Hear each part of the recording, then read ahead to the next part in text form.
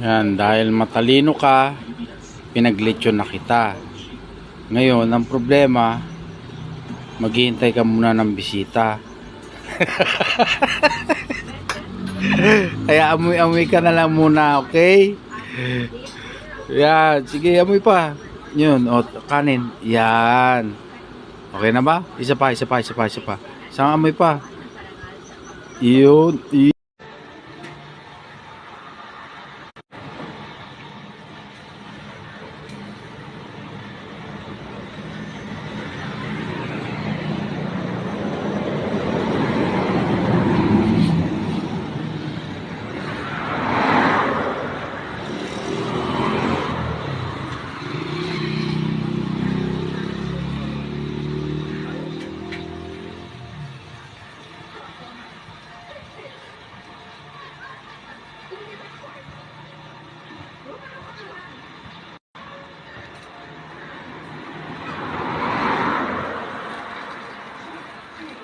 Isang oras pa.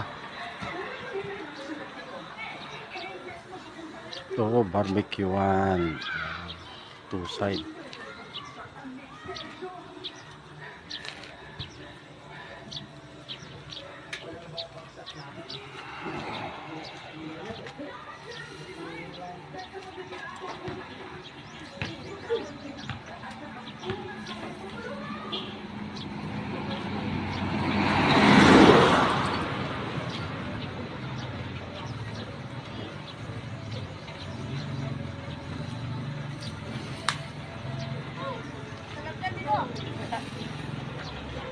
Bagang kung papang kumatang, ano?